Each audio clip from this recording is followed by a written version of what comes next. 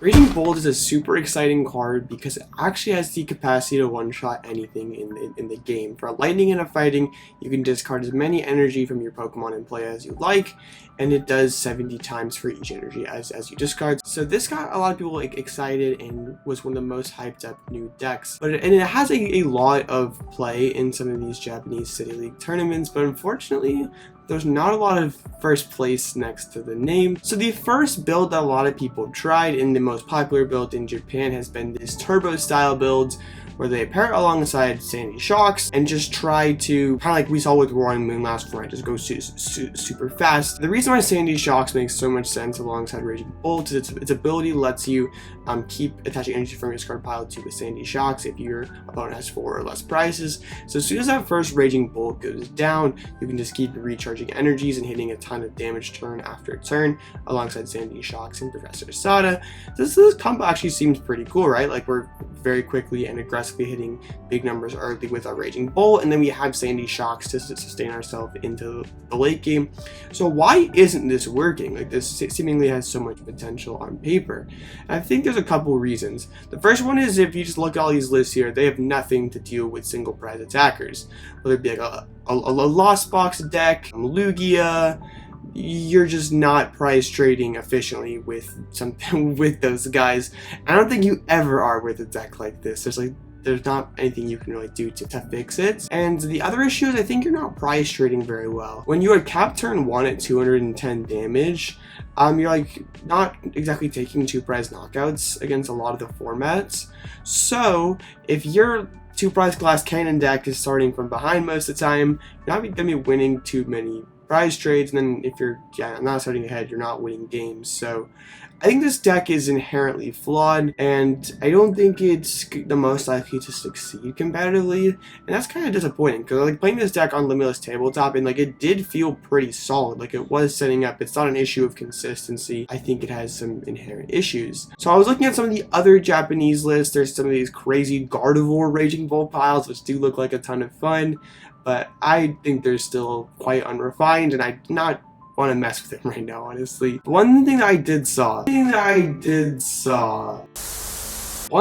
I saw that really caught my eye was this City League winning Raging Bolt Palkia list. And Palkia and Raging Bolt makes so much sense together, because Palkia really helps smooth over those early game issues. Not only is Palkia in and of itself a solid attacker, hitting higher damage than Raging Bolt can, but also that Star Portal V-Star can help your Raging Bolt push higher damage numbers more quickly, and also enables Radiant Greninja to be used as an attacker, shoring up some of those single prize issues. You do lose a little bit of that speed, but I'm not sure that's necessarily a bad thing. I wasn't like totally in love with this Japanese list. I went up and drafted one of my own, very similar, and it just feels really good. The Cleffa is in here because I want to have a single prize pivot. Like, if I go first, I don't want to be sitting behind some sort of multi-prizer that can get knocked out, because I feel like if I'm starting 2 prizes behind with this deck, I'm going to be losing the prize trade most of the time. So I want to have a single prize like Cleffa that I can sit behind. And Slitherwing is like an okay single prize option. I don't think it's anything super amazing, but especially those future box decks that are weak to fighting are running around, Slitherwing's a pretty solid 2 energy attacker. But I want to prove to you that this works, because this deck looks like kind of a mess, and I don't understand it. If you're like, Blitzle, I don't believe you. This list looks like a pile. So I'm going to show you on Limitless Tabletop what I mean. Okay, have the Palkia Raging Bolt loaded up here on the side. Extremely excited to see how it goes. So let's just get into it. A pretty solid opening hand. We can get down to Palkia. I think this looks like a Squawk kind of hand. We can Nest Ball down a Squawk ability.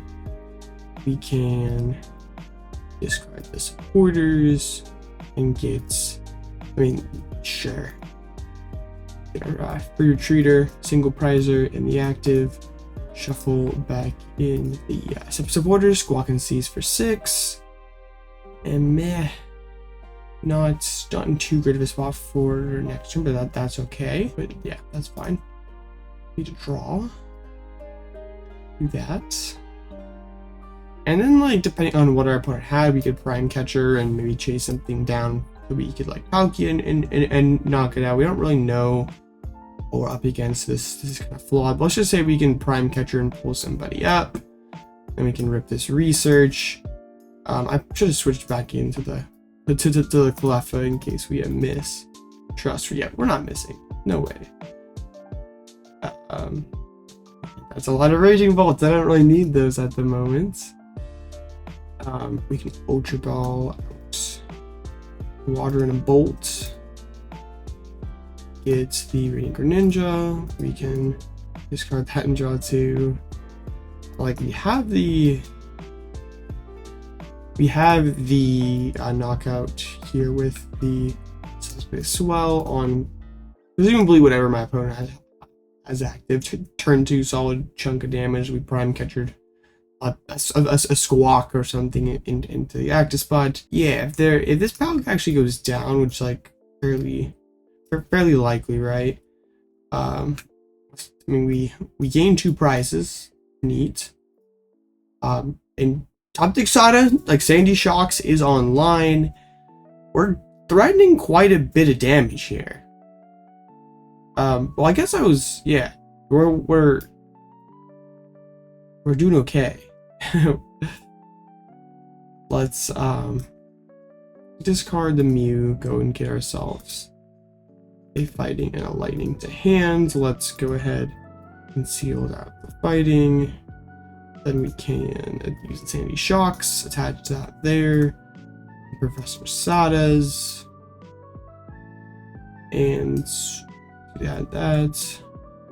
Well, I goofed up. I should have done a water energy instead. So we could get an additional Raging Bolt energy. Or yeah, an additional Sandy Shocks energy. And that is like just like that out of nowhere. We get a big Raging Bolt swing for what's that? 350 damage? Pretty good, right? I mean, it would like, yeah, we have the Sandy Shocks in play though. So like, as long as we find Sada again next turn, we're kind of cooking, doing the same thing again. So let's go next. Pretty mid hands. I mean, we can get down to bolts. Gotta go for the Squawk ability, except it's not in here. Squawk is not here. Well, let's go ahead and get the Radiant Greninja, I guess. Let's pass. Okay, it's fine. We're kind of moving along here, sort of, a little bit. Alright, let's Vessel. I mean, I could just like Ultra Ball for, yeah, Ultra Ball for the Palk V-Star, give this an evolution. Professor Sada's. We can attach it to the Raging Bolt, attach to the Sandy Shocks, and like we have like Star Portal into Palkia Punch, and we have like some stuff going on here in the background.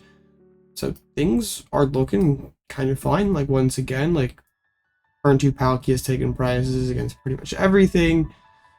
And like even if this does happen to go down, like we're up against maybe a Goldengo or a Jinpao, and they come back with a whatever that thing is called, Hailblade. Like it's not that like it's not that hard for us to just like, yeah, we should have not attached that. It's like all we had to do off of this research is find a basic fighting energy, which we did do. So like that's a KO. I guess, and if it were like a Charizard EX, or not Charizard EX, like a Goldengo or something, we could have still gotten the knockout. We could discard these two, go ahead and find our other Sandy Shocks, attach the other fighting to it, and E-switch plus manually attach the water energy, and that's another big one-hit 350 knockout respawn thing. Yeah, so you can hopefully you can see the potential that this deck has. I feel like Palkia really levels out a lot of the early game issues that this deck has, and this is one I'm really excited to see how it ends up aging in the Temper Forces standard format, because I think it actually has a lot of potential. I really don't hear anyone talking about it. This definitely does feel like the correct way. Kind of Goldengo Palkia ended up being that, like that, just Palki's a low maintenance beat stick attacker that synergizes well with a higher maintenance one-shot glass cannon kind of attacker like Raging Bolts. So makes a ton of sense. Super hyped about this deck. But I wanted to know in the comment section like what y'all think about Raging Bolt, because there's a ton of different ways you can go about it.